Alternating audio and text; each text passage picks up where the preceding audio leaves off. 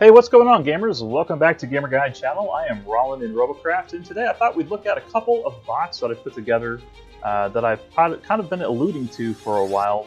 I wanted to show off here without doing a build guide for, but maybe give you guys some ideas on building your own creations, as I've done in the past. So this first one we're looking at here is the Airoverwolf, something I took some design cues from the Talon, the Tier 4 Talon on, and also some from my Octo-Copter series. So let's take a look at this. We'll go into build mode so I can show you a little closer what this guy's all about. It uses a lot of wings and rudders, just like the Talon did. And like my Octocopters, I extend all of the separate wing components with their own arrow rods and their own blocks, which are exclusively connected to one of the wings. So it makes it hard to knock off and makes each one of these take their damage separately. Unless a plasma shot hits these all combined in one element, you're going to be a lot tougher to take down.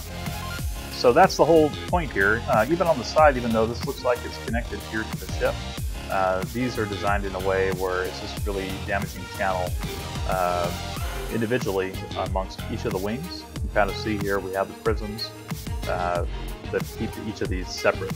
And then here on the back too, we also have a separate channel with the arrow rods connected to the same block.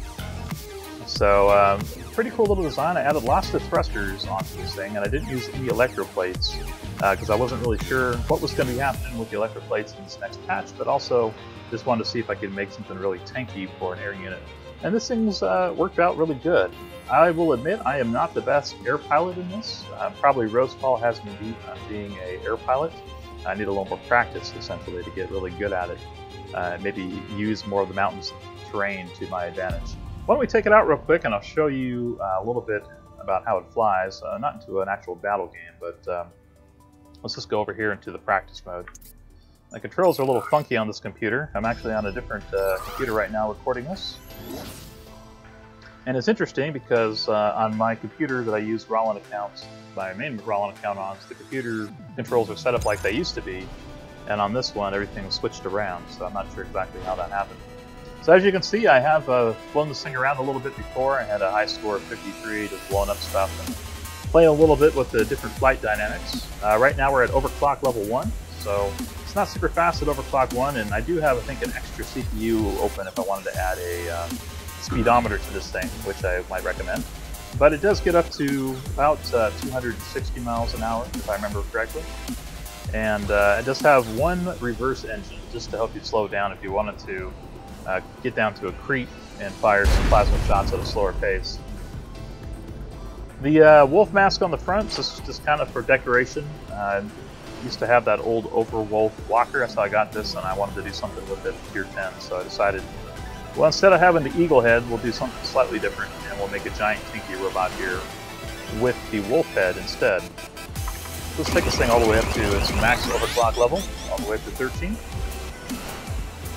And you can see this thing does have a pretty good ability to maneuver, even though it is so big. So you can pull your loops and stuff. Certainly not as good as the plane on my Gamer Guide account as we crash into the ground there. But it's pretty maneuverable for a big plane, especially since we have a little bit more distance on our rear fins. Keeping them out a little bit lets you turn and stuff like that a little bit easier. Alright, so that's the first one. I guess let me show you a couple more design things as we go back to the garage here.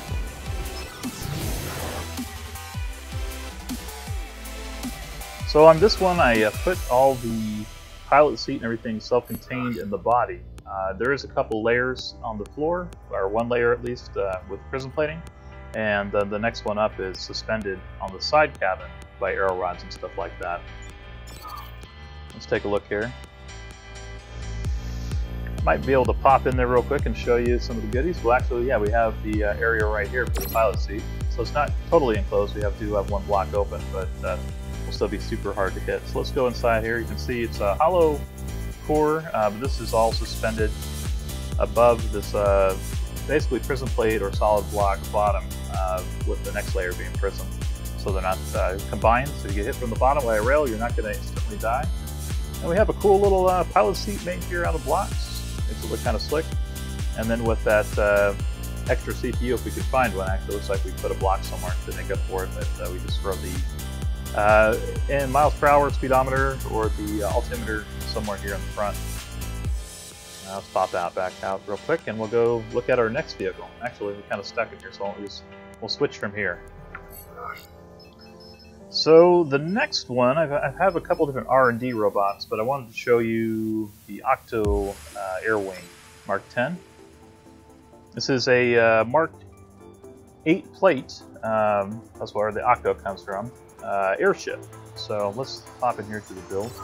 It only has 2 wings to help it be a little bit more maneuverable and stable, but besides that it uses mostly helium and then uses Tier 8, or Mark 8 rather, or excuse me, yeah, Mark 8 thrusters, but Mark 10 helium to keep it suspended. Mostly using also the TX1 blocks to keep it nice and light, though we do use a couple of matte blocks here and there.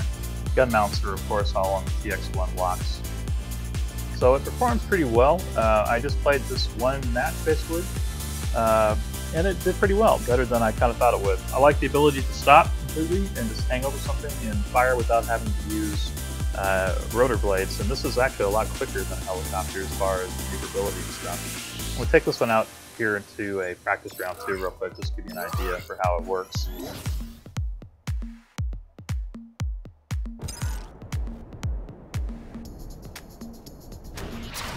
I was kind of surprised, though, by how easily this thing was getting the plates shot off last time I played.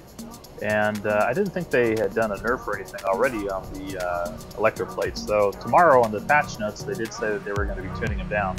I'm not quite as upset as I thought it was going to be about the tuning down the electroplates. I mean, they certainly are better than the original versions of the electroplates, for sure. And they are tuning down damage overall in general, so I feel like that's going to kind of compensate for the lack of potency in some of the smaller plates. I still would like to see them all at the same level of protection, but even without it, it should probably be fine. This thing does have a slight bit of nose dip. It doesn't seem like it's really keeping it from functioning correctly, but I do have to tap the spacebar occasionally to get it to nose up, I've noticed. Let's see, I have both the altimeter and speedometer on this thing, so at the lowest level and with the downward descent we can get up to about 190 miles per hour in this thing at overclock 1. Well, no, 200 looks like. And that's probably how I'd play it. I'd probably climb all the way up, find my target, and then come at it at a downward descent like this. And let's go ahead and we'll bump it all the way up now to overclock 13. And as you can see, we're already getting up to about 265. I've seen this thing get close to 300, basically with a full going up to the top, you know, up to the cloud level stratosphere, and then coming down with a downward nose tilt. We'll see if we can do it here. I want to go straight down, but yeah, we're at 300 miles an hour right now. So if you really wanted to, you know, zip in on somebody and blast them, you could do that. So the other thing, like I was saying, I like about this robot is that it has 4 rear or reverse thrusters and 4 forward, so it can stop just about as quickly as it starts, and also can turn very quickly too, because it has these Tier 10 all around it basically to turn. So it turns really quick, especially it turns really fast if you're trying to do reverse. But I have a couple bugs I still want to work out on it. Because when I'm doing reverse and stuff, it is nosing up and doing some quirky little things. This takes a little bit of experience, I think, to get used to. And I'm obviously not totally experienced with it yet here. But I want to make some improvements, make it a little bit more stable. I'll probably tweak it a little bit more after the patch tomorrow comes out. And also just kind of determine if these Mark 8 electroplates are really worth the investment. So I think they will be. I think they will be, from what I'm saying. You know, they're going to only be like a $500 or $600, or not dollar, rating, basically shield rating deduction off what the the Mark 10 is. I keep wanting to say Tier 10, I got to get out of that habit. So I don't think it's going to be too bad overall, but I do want to try to fix that nose dip a little bit if I can. Maybe put a little bit more helium up at the front, so we can actually select to nose down if we want to, instead of kind of being forced to. You know, without compensating for it. Can pull a loop if I want to, and then it will self-correct if you don't press anything, so you don't have to worry about being flipped upside down or anything with the helium the way it is. So, and then again, if you want to hang over something, like right here, its natural hovering height is pretty low. So I'm not pressing anything right now for direction keys, so I'm just kind of hanging above the ground. It kind of feels like a ghast a little bit for a Minecraft or something, as it just kind of floats without any direction. And it doesn't really float high, it has a real low hover on it. So you could utilize, if you did want to mess with the altitude too much, utilize hiding behind some of the land structures if you want to keep it as a low-flying helium airship. But it is a lot of fun to get up high and then come down really fast, like at 280 or 300 miles an hour on people and nuke them. So I have been having fun with that. It's a little bit more versatile than a regular hover in the speed department and stuff like that. And, you know, I don't think it's ever going to be a coolie ball as far as its invulnerability, but it does have pretty good plating, and the front and back sides, which are exposed, are covered up with those Tier 10 turning thrusters, so I think it'll work out pretty well overall. Anyway, let's go back to the bay and let me see if there's anything else I want to show you right now.